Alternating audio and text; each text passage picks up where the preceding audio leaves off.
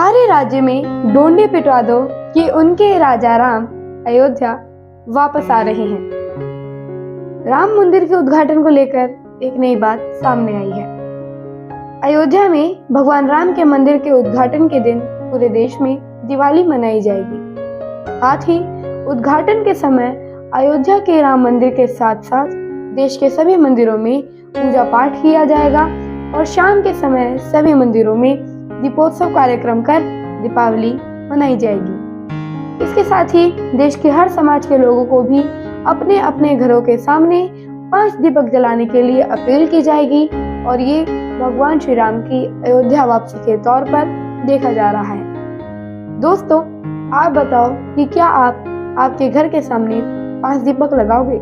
यदि आपका जवाब है हाँ, तो जल्दी से हमारे कमेंट बॉक्स को जय श्री राम के नारे से भर दीजिए। जय श्री राम।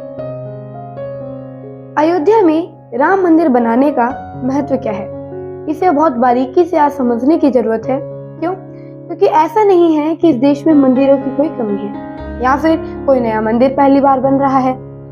सबसे बड़ी बात यह है कि देश को और पूरी दुनिया को ये पता होना चाहिए कि 500 वर्षों से अयोध्या का संघर्ष सिर्फ एक मंदिर बनाने की लड़ाई नहीं थी। भारत अपनी आजादी से पहले करीब 1000 वर्षों से बाहरी हमलावरों से लड़ रहा था।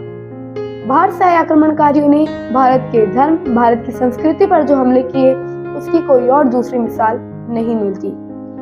इन लोगों ने भारत के धर्म, भारत की संस्कृति, अध्यात्म के किसी भी प्रतीक को मिटाने की कोई कसर नहीं छोड़ी। बार बार इन्होंने भारत के प्राचीन और बड़े बड़े मंदिरों को तोड़ा, यानी पूरी सभ्यता को ये समाप्त करना चाहते थे।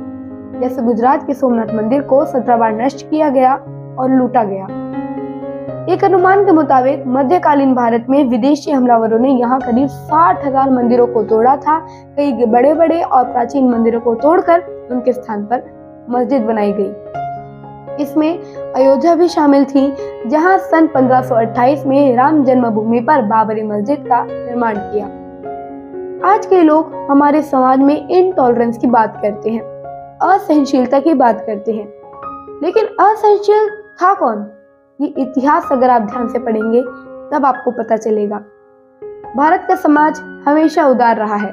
विदेशी आक्रमणकारी बार बार हमारे यहाँ मंदिर तोड़ते रहे, अत्याचार करते रहे, हमारी सभ्यता को मिटाने की कोशिश करते रहे, लेकिन हमारा समाज उन मंदिरों के खंडरों में बैठकर फिर से संकल्प लेता था कि मौका आएगा तो ये मंदिर फिर से बनाएंगे और इसलिए हमारी संस्कृति मिटी नहीं, यानी हमारी समाज की भावनाओं को कोई तोड़ नहीं पाया। वर्ष 1947 में जब भारत को आजादी मिली तो देश के लोगों ने सोचा कि अब इन मंदिरों का पुनर्निर्माण होगा, लेकिन कितने बड़े अफसोस की बात थी कि ऐसा हो नहीं पाया और समाज को अपनी धार्मिक और सांस्कृतिक विरासत पाने के लिए फिर से एक नया और लंबा संघर्ष करना पड़ा। क्यों? क्योंकि पहले आप शिकायत किससे करेंगे? बाहर के आक्रमणकारियों से आप शिकायत कर सकते थे, उसके बाद आप अंग्रेजों से शिकायत कर सकते थे कि उन्होंने ऐसा होने नहीं दिया।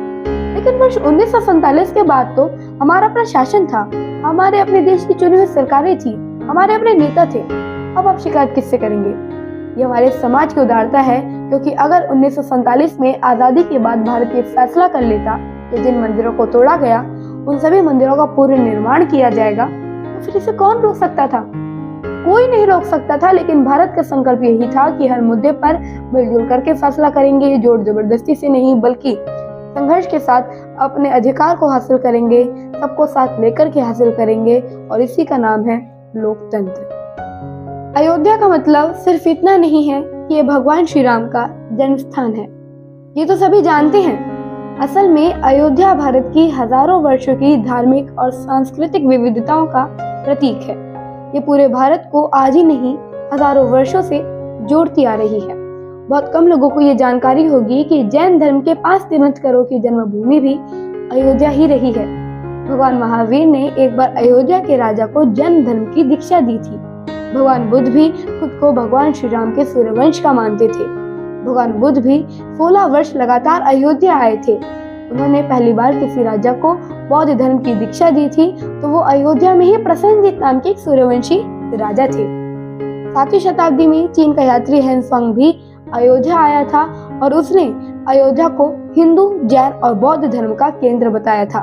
सिख धर्म के संस्थापक गुरु नानक देव जी भी वर्ष 1510 में अयोध्या आए थे और राम जन्मभूमि के उन्होंने दर्शन किए थे। इसके बाद गुरु तेग बहादुर और गुरु गोविंद सिंह जी भी अयोध्या आए थे। अयोध्या के 2 गुरुद्वारों में 3 सिख गुरुओं की स्मृतियां आज भी मौजूद हैं। गुरु गोविंद सिंह जी के बाद सिखों की निहंग सेना भी अयोध्या में राम जन्मभूमि के लिए संघर्ष करने के लिए गई थी। वर्ष 1901 में एडवर्ड नाम के एक ब्रिटिश अधिकारी ने अयोध्या का अध्ययन किया और वहां पर ऐसे 148 आध्यात्मिक, सांस्कृतिक और धार्मिक स्थानों की पहचान की कि जिससे देश भर के मत, पंथ और संप्रदाय जुड़े हुए थे। यानी अयोध्या एक समय पर भारत की विविधता को एक जगह पर मिलाने वाली जगह थी। ऐसा स्थान थी, इसलिए अयोध्या का एक अलग महत्व है। इससे सबका साथ, सबका विकास और सबका विश्वास वाली बात जुड़ी हुई है। अगर अयोध्या का प्राचीन गौरव फिर से लौटेगा तो ये भारत की शक्ति बढ़ाने वाली बात होगी। हमारे यहाँ सनातन धर्म के ऐसे केंद्र अगर विकास करेंगे, अगर विकसित होंगे, तो ना सिर्फ देश को एक रख पाएंगे बल्कि ऐसे ही दुनिया भर के सभी मतों और विचारों को एक साथ लेकर आएंगे। बहुत सारे लोग ये कहते हैं कि भगवान राम की मान्यता तो सिर्फ उत्तर भारत में है, अयोध्या और भगवान राम सिर्फ एक उत्तर भारत के लिए ही मुद्दा है। लेकिन ऐसे लोगों को भारत की समझ नहीं है। क्यों? क्योंकि देश में कोई ऐसी भाषा नहीं है जिसमें रामायण लिखी ना गई हो। दक्षिण भारत में लोग जो नास्तिक भी रहे हैं, हैरानी की बात है कि उनके नामों में भी राम जुड़ा था। जैसे तमिलनाडु में पेरियर का नाम आज भी लिया जाता है और वो हिंदू देवी देवताओं के कट्टर विरोधी रहे। लेकिन विरोधाभास ये है कि पेरियर का पूरा नाम E.V. रामास्वामी पेरियर था। इसी तरह तमिलनाडु में M.G. रामचंद्र जैसे बड़े नेता हुए जिनके नाम में राम जुड़ा था और उन्हीं की वजह से राजनीति में आई जयललिता का भी पूरा नाम जयराम जयललिता था। इसी तरह से आंध्र प्रदेश में N.T. रामाराव नाम के एक बड़े नेता हुए, मुख्यमंत्री भी बने थे। यानी जो लोग राम के नाम पर उत्तर और दक्षिण भारत को बांटने की कोशिश करते हैं, उन्हें भारत के बारे में सही जानकारी नहीं है कि उत्तर हो या दक्षिण, भारत का एक ही मूल चरित्र है, एक ही भारत है और भगवान श्री राम कहीं ना कहीं आपको मिल जाएंगे। वो सबको जोड़ करके रखते हैं। मशहूर समाजवादी नेता मनोहर लोहिया कहते थे कि राम, कृष्ण और शिव इस देश को जोड़ने वाले हैं। वो भगवान पर ज्यादा भरोसा नहीं करते थे, लेकिन वो एक बात हमेशा कहते थे कि इस देश को धर्म और अध्यात्म ही जोड़ता है और एक रखता है। लोहिया इसके लिए एक उदाहरण दिया करते थे कि भारत के किसी भी इलाके में बड़े मंदिर में आप एक कोने में 1 घंटे के लिए आप खड़े हो जाइए तो आपको पूरे भारत देश के दर्शन हो जाएंगे। लोहिया कहते थे कि भारत के मंदिरों में कोई तो बात जरूर है जो बद्रीनाथ से लेकर के रामेश्वरम तक किसी भी बड़े मंदिर में आपको कोने कोने के लोग हमेशा दिख जाएंगे। और भगवान राम की बात हो ही रही है तो आज हम इस विषय पर भी चर्चा करना चाहते हैं कि भारत की युवा पीढ़ी और आज के बच्चों की नजर में श्री राम का क्या महत्व है और हो सकता है कि भगवान राम का जीवन किसी सुपर हीरो से कम नहीं हो। उन्होंने भी खतरनाक राक्षसों का वध किया, अपनी खुद की सेना बनाई, कई चुनौतियों का उन्होंने सामना किया, वर्षों तक जंगल में रहे, ठीक वैसे ही जैसे आज के जमाने के सुपर हीरो रहा करते हैं। लेकिन सुपर हीरो एक काल्पनिक किरदार होते हैं, लेकिन श्री राम एक सच्चाई है।